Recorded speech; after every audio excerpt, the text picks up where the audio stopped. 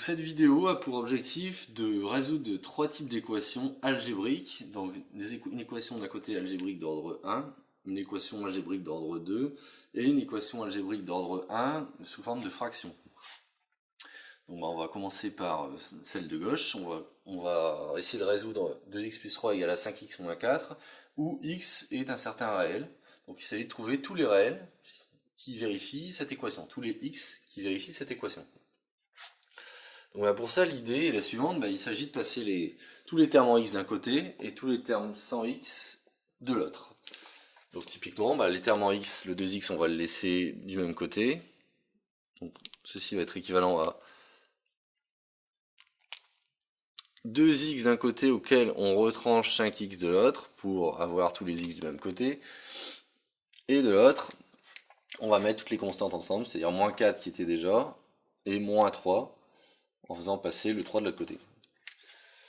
Si bien qu'au final, le terme avec les x peut se factoriser par x, et donc donner 2 moins 5 facteurs de x, c'est-à-dire moins 3x, tandis que le terme de droite vaut moins 7. Il ne reste alors plus qu'à diviser par moins 3 pour obtenir la valeur de x. Donc ce type d'équation algébrique d'ordre 1 a une unique solution, qui est un certain réel. Et donc le raisonnement qui est fait ici, en fait, est indépendant des constantes qui sont choisies devant le x. On peut très bien le faire avec 4x plus 3, par exemple, ou 7x plus 12. Voilà, donc ça c'est pour résoudre une équation algébrique d'ordre 1. Donc pour résoudre cette équation x carré égale à 12, l'idée donc est d'utiliser en fait une identité remarquable. Alors on verra plus tard comment résoudre des équations algébriques d'ordre 2 plus générales, qu'on appelle trinôme du second degré. Celle-ci en fait partie, mais c'est une forme d'équation algébrique d'ordre 2 qui se résout beaucoup plus facilement grâce à une certaine identité remarquable, qui est que a carré moins b carré est égal à a moins b facteur de a plus b. Alors, comment on s'en sert? On va faire apparaître 2 carrés. Ici, on a déjà un carré qui est présent, on a x carré. Et 12, 12 c'est racine de 12 au carré.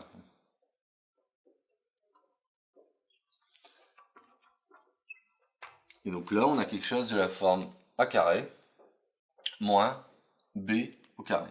C'est-à-dire que cette identité remarquable va pouvoir se mettre sous la forme donc a moins b, c'est-à-dire x moins racine de 12, facteur de a plus b, c'est-à-dire x plus racine de 12.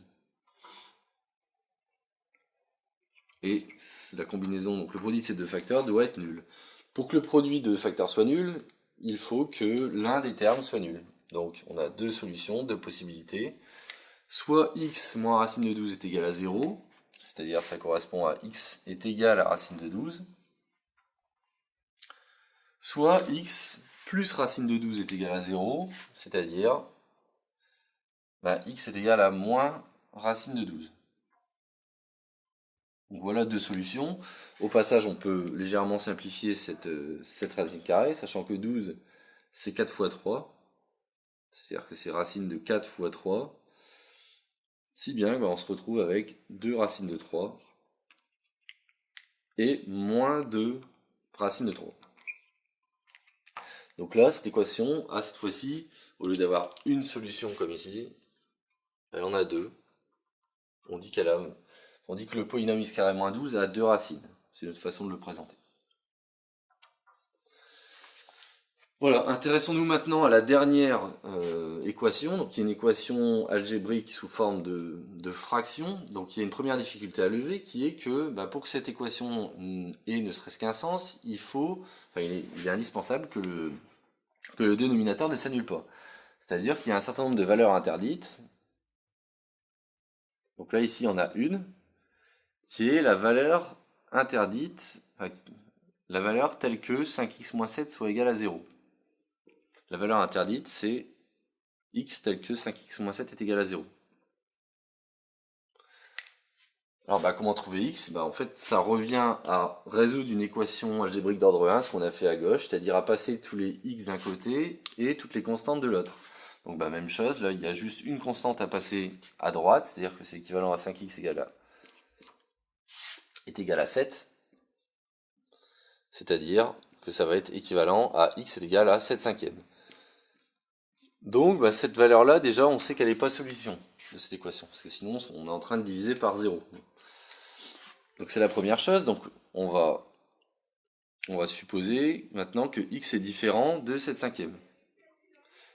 Et si x est différent de 7 cinquièmes, cette équation a un sens. Et en fait, cette équation que je vais appeler E peut se réécrire en multipliant des deux côtés par 5x moins 7. Donc si je multiplie par 5x moins 7 à droite, il ne me reste plus que le numérateur de x plus 3. Et si je multiplie par 5x moins 7 dans la partie, enfin le 2 par 5x moins 7, je me retrouve avec 2 facteurs de 5x moins 7 à droite. Et donc, sur quoi on retombe à nouveau? On retombe à nouveau dans le cas de l'équation algébrique d'ordre 1, qui est ici à gauche. Donc, on fait la même chose, c'est-à-dire qu'on va remettre les x d'un côté, et on va mettre les constantes de l'autre. Donc, je vais mettre les x d'un côté, c'est-à-dire que je vais avoir 2x à gauche, auquel je vais rentrancher 2 fois 5x, c'est-à-dire 10x. Et pour la partie droite, le 3 qui est ici va devenir un moins 3, tandis que le 2 fois moins 7 va rester ici et va donner moins 14. Voilà. Donc les termes en x sont ces termes-là, ils correspondent à ces termes-là. Et les termes sans x sont ces termes-là, et ils correspondent à ces deux termes-là. Au final, on peut à nouveau factoriser par x, qui donne donc moins 8x, qui doit être égal à moins 17.